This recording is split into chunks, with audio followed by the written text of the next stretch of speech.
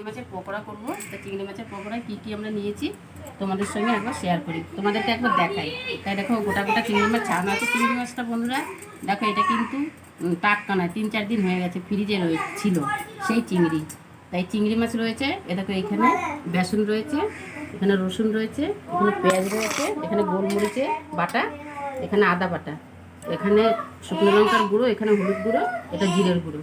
তা আমরা আগে এই গোটা গোটা চিংড়ি মাছটা মেশিনে পেশাই করে নেব। গোটা গোটা নয়, এটা পেশাই করে নেব, পেশাই করে নেব।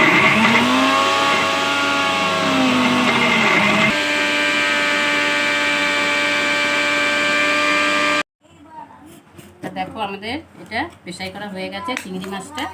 এবার ঢেলে নিচ্ছি, এর সঙ্গে রসুনটাও দিয়ে নিয়েছি, পেশাই হয়ে গেছে রসুনটাও।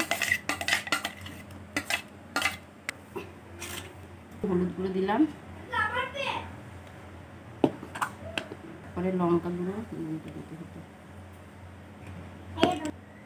তারপরে আদা দিলাম, গোলমরিচ, জিরের গুঁড়ো,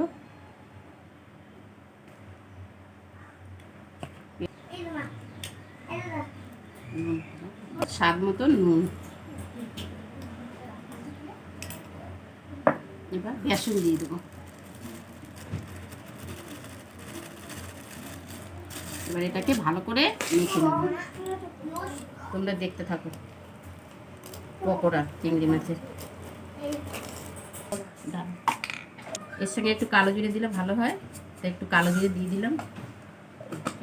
তো চলো, আমাদের এটা মাখা হয়ে গেছে, চিংড়ি মাছের পকোড়া মাখা হয়ে গেছে, রেডি। এবার আমরা তাহলে পকোড়াটা করি, তোমরা দেখতে থাকো। তো আমাদের কড়াইয়ে তেল দিয়ে দিয়েছি, তেল গরমও হয়ে গেছে। এবার আমরা চিংড়ি মাছের পকোড়া শুরু করছি, তোমরা দেখতে থাকো।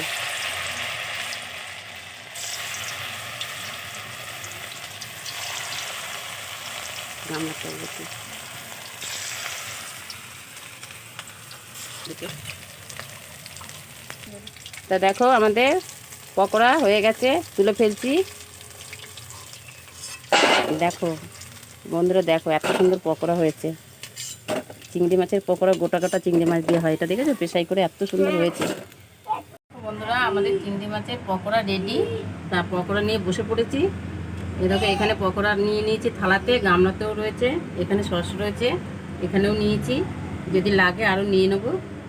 তা দেখো বন্ধুরা, তোমাদেরকে দেখাই একটা ভেঙে ভিতরটা কেমন হয়েছে। এরকম কত সুন্দর হয়েছে। তা খেয়ে দেখি কেমন হয়েছে খেতে।